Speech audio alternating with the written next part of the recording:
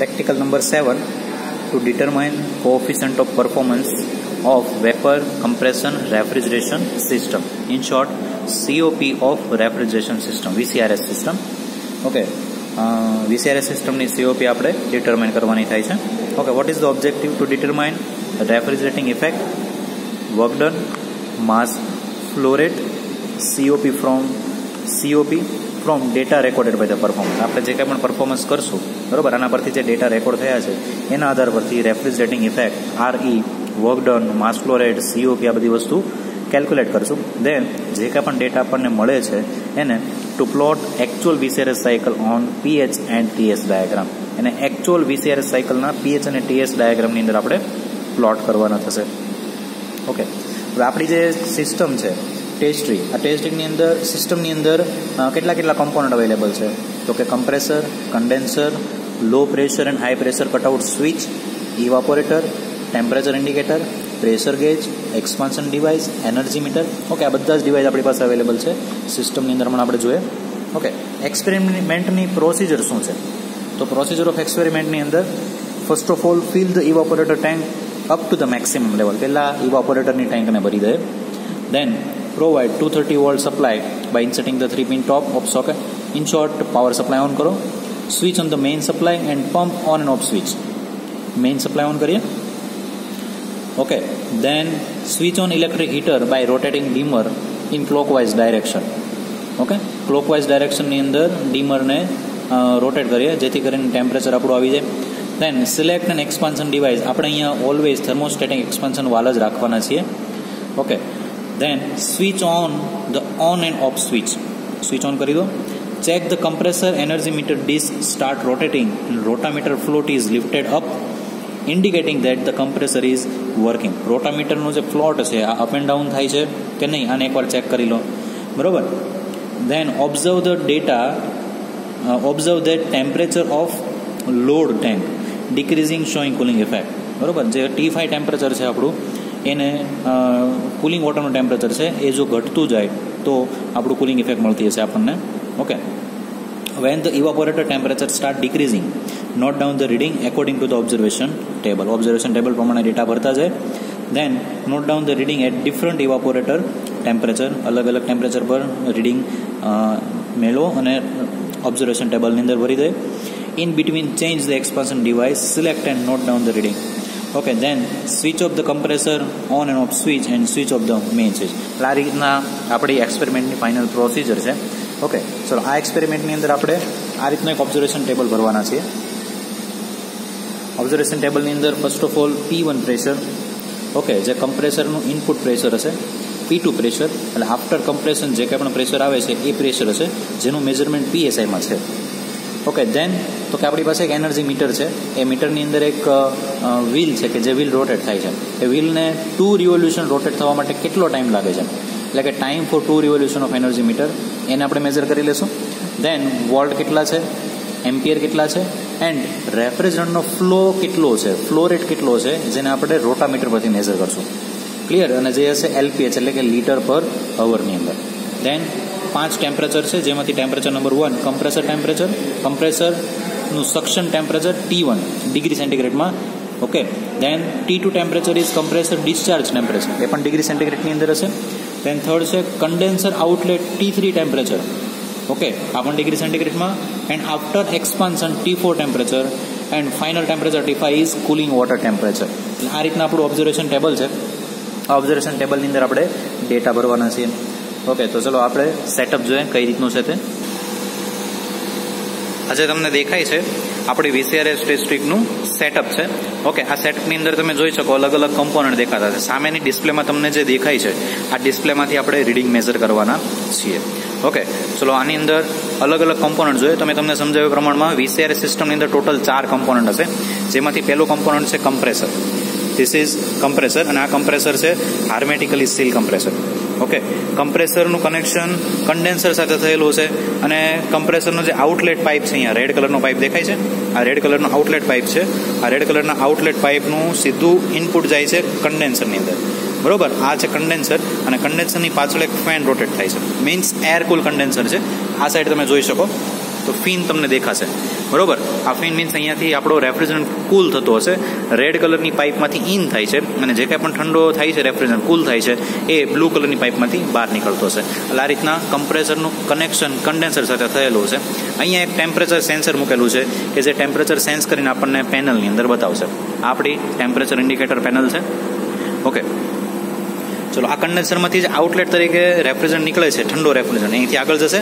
આગળ જતાં જે રિસીવર ડ્રાયરની અંદર આવશે, રિસીવર ડ્રાયરની અંદર વેપર પાર્ટિકલ એબ્ઝોર્બ થઈ જશે, લિક્વિડ પાર્ટિકલને આગળ જવા દેશે. અહીંયાથી આગળ જશે તો આ બ્લુ કલરની લાઈન આપણને દેખાય છે, અહીંયા એક વાલ આપેલો છે. એ વાલ બંધ કરી દેશો તો રેફ્રિજરન્ટનો ફ્લો બંધ થઈ જશે, બરોબર. પણ આપણે એને ખુલ્લો જ રાખવાનો છે.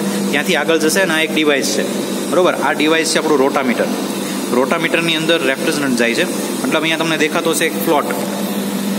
આ ફ્લોટ એક ઉંચકાઈ ગયેલો છે, બરોબર, મતલબ ઊંચો થઈ ગયેલો છે. એ શું બતાવશે તો કે અહીંયા આપણને રીડિંગ બતાવશે, બરોબર. રેફ્રિજરન્ટનો જે ફ્લો થાય છે એ ફ્લોનો રેટ બતાવે છે. અત્યારે આપણે જોઈએ ધ્યાનથી તો એ 15 LPH જેવો કંઈક ફ્લો રેટ આમાં જાય છે. ઓકે, એટલે 15 લીટર પર અવરનો ફ્લો રેટ આમાં જાય છે, બરોબર. એટલે રોટામીટર વચ્ચે ફ્લો મેઝર કરવા માટે મૂકેલું છે. એકચ્યુઅલ સિસ્ટમની અંદર રોટામીટર હશે નહીં. ચલો, રોટામીટરમાંથી રેફ્રિજરન્ટ હજુ બહાર આવે છે, આગળ જાય છે, એટલે બ્લુ કલરની પાઇપ આપણે જોઈએ ત્યાંથી અહીંયા આવે છે, આ પાઇપ મારફતે અહીંયા, બરોબર. અને અહીંયા તમને જે દેખાય છે તો બે લાઇનમાં ડિવાઈડ થાય છે. એક લાઇન અહીંયા આવે છે અને બીજી લાઇન અહીંયા આવે છે, બરોબર. આ બંને સોલેનોઇડ વાલ છે. હવે સોલેનોઇડ વાલ શા માટે તો કે આ બંને સોલેનોઇડ વાલનું કનેક્શન એક્સપાન્શન ડિવાઇસ સાથે કરેલું છે, જેમાંથી પહેલો એક્સપાન્શન ડિવાઇસ છે અહીંયા, આ છે કેપિલરી ટ્યુબ, બરોબર. અને બીજો જે એક્સપાન્શન ડિવાઇસ છે અહીંયા થર્મોસ્ટેટિક એક્સપાન્શન વાલ અથવા તો એક્સપાન્શન વાલ છે, બરોબર. હું જે સોલેનોઇડ બેમાંથી કોઈ પણ એક સોલેનોઇડને ઓન કરીશ તો એ જગ્યા પર રેફ્રિજરન્ટનો ફ્લો થવા દેશે, બરોબર. અત્યારે થર્મોસ્ટેટિક એક્સપાન્શન વાલની અંદર રેફ્રિજરન્ટનો ફ્લો થાય છે. કેમ કે અમારા ટેબલ આ જે મેઇન બોર્ડ છે, આ બોર્ડની અંદર અહીંયા એક સ્વિચ આપેલી છે.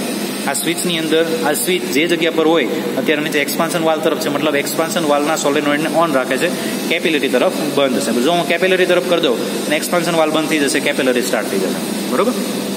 એટલે અત્યારે એક્સપાન્શન વાલ ઓન છે. એક્સપાન્શન વાલમાંથી રેફ્રિજરન્ટનો ફ્લો અહીંથી આ ડાયરેક્શનમાં આવશે, બરોબર. અહીંથી આગળ જશે અને અહીંયાથી અંદર, મતલબ આ પાઇપ મારફતે આની અંદર દાખલ થાય છે. આ જે આખું યુનિટ દેખાય છે આ યુનિટ છે આપણું ઇવાપોરેટર, બરોબર. ઇવાપોરેટરને અત્યારે આપણે આખું પાણીથી ભરી દીધેલું છે. ઇવાપોરેટરની અંદર આપણે જોશો તો ધ્યાનથી ઇવાપોરેટર કોઇલ તમને દેખાશે, બરોબર. અહીંયાથી ઇનપુટ થયું, અંદર દાખલ થાય છે અને અંદર આખી કોઇલ છે. કોઇલની અંદર કન્ટિન્યુઅસ રેફ્રિજરન્ટ રોટેટ થતો હશે, બરોબર, સર્ક્યુલેટ થયા કરશે. સર્ક્યુલેટ થઈને આ પાઇપ મારફતે બહાર નીકળશે, બરોબર. બહાર નીકળશે ને અહીંથી જશે આગળ, મતલબ ઇવાપોરેટરનું આઉટલેટ છે. આ ઇવાપોરેટરનું ઇનલેટ અને આ છે ઇવાપોરેટરનું આઉટલેટ. આઉટલેટમાંથી રેફ્રિજરન્ટ ફરી પાછો આ પાઇપ મારફતે નીચે આવે છે. અહીંયાથી આ તરફ જઈને ફરી પાછો કમ્પ્રેસરની અંદર આવશે. કમ્પ્રેસરનું કામ છે રેફ્રિજરન્ટનું કમ્પ્રેશન કરવું.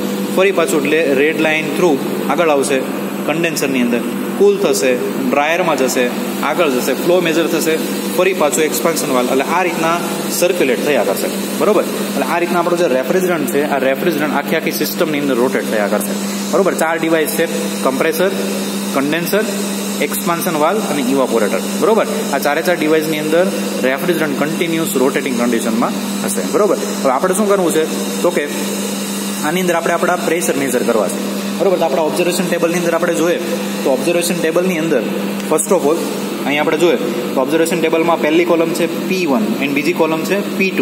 તો P1 છે સક્શન પ્રેશર કોનું, કમ્પ્રેસરનું, અને P2 છે એક્ઝોસ્ટ પ્રેશર કોનું, કમ્પ્રેસરનું. તો સક્શન પ્રેશર આપણે મેજર કરવું છે. તો કમ્પ્રેસર સક્શન ક્યાંથી કરે છે? ઇવાપોરેટરના આઉટલેટમાંથી કમ્પ્રેસર સક્શન કરે છે.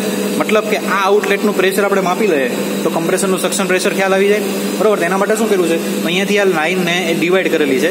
આ લાઇન અહીંથી આગળ જશે અને અહીંયા વ્હાઇટ લાઇન તરીકે આવે છે, બરોબર. અને આ વ્હાઇટ લાઇનની અંદર એને ઇન્ડિકેટર આપેલું છે, બરોબર. આ ઇન્ડિકેટરની આપણે અંદર જોઈ લે તો ઇન્ડિકેટરની અંદર જે PSI પ્રેશર આપણને બતાવેલું છે એ પ્રેશર માપી લે. સક્શન પ્રેશર ઓલવેઝ ઓછું હશે, બરોબર. ને PSI નું જે પ્રેશર છે તમે જુઓ તો બ્લેક કલરની જે લાઇન છે એ 0 પર છે અત્યારે, મતલબ 0 PSI પ્રેશર મેજર કરીએ છીએ આપણે, બરોબર. આ થઈ ગયું આપણું સક્શન પ્રેશર, બરોબર. એટલે P1 ની અંદર લખી દે 0 PSI. ત્યારબાદ P2 પ્રેશર તો કે કમ્પ્રેસરનું આઉટલેટ. તો કમ્પ્રેસરનું આઉટલેટ ક્યાં છે તો કે રેડ લાઇન થ્રુ. આ રેડ લાઇનમાં આવીએ તો અહીંયાથી આપણું કન્ડેન્સરમાં આવે છે, બરોબર. પણ આપણે કન્ડેન્સર તરફ જવું નથી, વચ્ચેથી લાઇનને આપણે ડિવાઈડ કરી છે. લાઇનને ડિવાઈડ કરી તો અહીંયાથી રેડ લાઇન આગળ જતી દેખાશે અને અહીંથી ફરી પાછી ઉપર આવી એટલે અહીંયા બાજુમાં જે બીજું ડાયલ ઇન્ડિકેટર આપેલું છે, આ ઇન્ડિકેટર આપણને આઉટલેટનું પ્રેશર બતાવશે, P2 પ્રેશર. P2 પ્રેશર અહીંયા પણ આપણે PSI જોઈએ છે, તો PSI માપવા જાય તો રેડ કલરની જે લાઇન દેખાય છે આપણને, બરોબર, રેડ કલરનું જે માર્કિંગ એ આપણું PSI માં છે. તો અત્યારે તમે જોશો તો 100 PSI સમથિંગ છે આઉટલેટ પ્રેશર, બરોબર. એક કમ્પ્રેશન આઉટલેટ પ્રેશર થશે 100 PSI જેટલું. એટલે આ થઈ ગયા આપણા બે પ્રેશર, બરોબર. ચલો આ સિવાય તો કે એની બીજી કોલમની અંદર આવે છે time for 2 revolution of energy metre, બરોબર. આપણા સિસ્ટમની અંદર આ છે આપણું એનર્જી મીટર. તો એનર્જી મીટરની અંદર જોઈએ તો વચ્ચેની જે વ્હીલ છે, એટલે કે આ વ્હીલ રોટેટ થાય, જો તમને દેખાતું હશે તો એ માર્કિંગ ગયું, એ માર્કિંગ એક વાર અને બે વાર પાછું આવે ત્યારે કેટલી સેકન્ડ લાગે છે એને આપણે મેજર કરી લેશું. જનરલી 38 થી 40 સેકન્ડ લાગતી હોય છે, બરોબર. એટલે એ જે કન્ઝપ્શન થાય કમ્પ્રેસર દ્વારા, એ કન્ઝપ્શન પ્રમાણમાં એ વ્હીલ ફરતું હોય, બરોબર. એટલે હમણાં આપણે જોઈએ તો એ વ્હીલ ફરી પાછું આવશે, બરોબર. એમ જો ફરી પાછું આવે એટલે આ માર્કિંગ બે વખત આવે ત્યાં સુધીમાં કેટલી સેકન્ડ લાગે છે, આ સેકન્ડને મેજર કરી લેશું અને આપણા ઓબ્ઝર્વેશન ટેબલની અંદર ભરી દેશું, બરોબર. ચલો ત્યારબાદ આપણી પેનલની અંદર છે વોલ્ટ. તો વોલ્ટને માપી લે, કેટલા વોલ્ટ છે તો કે 238, 239, બરોબર. એને આપણે ઓબ્ઝર્વેશન ટેબલની અંદર ભરી દે. ત્યારબાદ એમ્પિયર એની જરૂરિયાત છે નહીં. ઓકે, ત્યારબાદ છે ફ્લો રેટ. તો ફ્લો રેટ છે LPH ની અંદર. ક્યાંથી માપશું આપણે તો કે રેફ્રિજરન્ટનો ફ્લો રેટ માપવો છે ને, આ રોટામીટરની મદદથી માપશું. તો રોટામીટરમાં જોઈએ તો રોટામીટરનો ફ્લો રેટ અહીં આપણને જે પોઇન્ટર દેખાય છે, આ પોઇન્ટરનો જે ટોપ પોર્શન છે અત્યારે ક્યાં છે તો કે 15 માર્કિંગ પર છે, 15 યા તો 15.5 માર્કિંગ પર છે. એટલે આટલો આપણો ફ્લો રેટ થઈ ગયો LPH ની અંદર. ઓકે, એટલે આ થઈ ગયો આપણો ફ્લો રેટ. નેક્સ્ટ છે આપણું ઓબ્ઝર્વેશન ટેબલની અંદર 5 ટેમ્પરેચર છે, T1, T2, T3, T4 and T5, બરોબર. આ રીતના આપણને 5 ટેમ્પરેચર આપેલા છે. હવે T1 પ્રેશર ટેમ્પરેચર મીન્સ કમ્પ્રેશરનું સક્શન ટેમ્પરેચર. હવે કમ્પ્રેશરનું સક્શન એટલે અહીંયા કમ્પ્રેશરનું સક્શન ટેમ્પરેચર હોય, બરોબર. એટલે અહીંથી આપણે મેજર કરશું અને સીધું અહીંયાથી, મતલબ ત્યાં એક સેન્સર મૂકેલું છે, એ સેન્સરની મદદથી જે કાંઈ પણ ટેમ્પરેચર આવશે આપણને આ પેનલમાં બતાવશે, બરોબર. ચલો T2 પ્રેશર છે કમ્પ્રેસરનું ડિસ્ચાર્જ પ્રેશર. તો કમ્પ્રેસર ડિસ્ચાર્જ ક્યાં કરે છે, આ રેડ લાઇન થ્રુ. તો રેડ લાઇનનું અહીંયા માર્કિંગ કરેલું છે, એનું ટેમ્પરેચર ઇન્ડિકેટર અહીંયા આપેલું છે, બરોબર. એનું જે કાંઈ પણ ટેમ્પરેચર આવે છે એ 2 નંબર પર મૂકી લે. તો 2 નંબર પર અત્યારે આવે છે 56 પોઈન્ટ સમથિંગ, બરોબર. તો આપણું કમ્પ્રેસરનું આઉટલેટ ટેમ્પરેચર થઈ ગયું T2. ત્યારબાદ છે કન્ડેન્સરનું આઉટલેટ ટેમ્પરેચર. આ કન્ડેન્સરનું આઉટલેટ અહીંયા બ્લુ લાઇન મારફતે થાય છે. તો અહીંયા જે સેન્સર આપેલું છે, આ સેન્સર ટેમ્પરેચર સેન્સ કરશે અને ક્યાં ડેટા આપશે તો કે અહીંયા, તો કે T3 ટેમ્પરેચરમાં જવા દે. તો T3 ટેમ્પરેચર થશે 36.2 યા તો 1, બરોબર. થોડું ફ્લક્ચ્યુએશન આવશે કેમ કે સિસ્ટમ શરૂ છે, બરોબર. ત્યારબાદ છે T4 ટેમ્પરેચર આફ્ટર એક્સપાન્શન. તો એક્સપાન્શન ડિવાઇસ આપણું અહીંયા રહ્યું, આ એક્સપાન્શન ડિવાઇસ છે. એક્સપાન્શન ડિવાઇસ પછી એટલે એનું ટેમ્પરેચર સેન્સર અહીંયા અંદર આપેલું છે, બરોબર.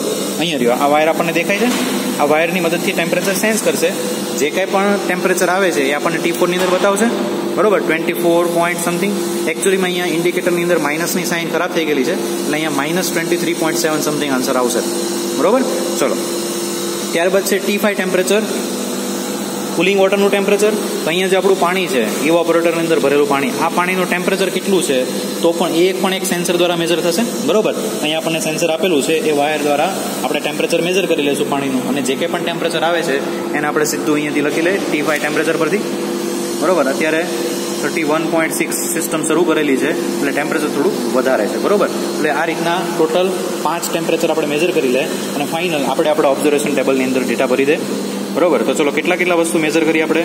P1 પ્રેશર, P2 પ્રેશર, મીટરના ફરવા માટેનો ટાઈમ 2 રિવોલ્યુશન માટે, okay. Flow rate T1, T2, T3, T4 અને T5, આવી રીતના 5 ટેમ્પરેચર મેજર કરી લીધા. આ મેઝરમેન્ટના આધાર પરથી આપણે ફાઇનલ ઓબ્ઝર્વેશન ટેબલ ભરી દીધું. હવે કેલ્ક્યુલેશન કરી અને કેલ્ક્યુલેશનની અંદર COP મેજર કરવાની થાય, અને COP મેજર કરવાની 3 મેથડ છે. કાર્નોટ સાયકલમાં COP કાર્નોટ સાયકલ દ્વારા કેટલી આવે છે તે COP થિયોરેટિકલ અને COP એક્ચ્યુઅલ. ચલો આ રીતના આપણે 5 ડેટા, મતલબ આ બધા ડેટા પરથી COP મેજર કરશું, ઓકે. ચલો આ થઈ ગયું આપણું પ્રેક્ટિકલ પરફોર્મન્સ.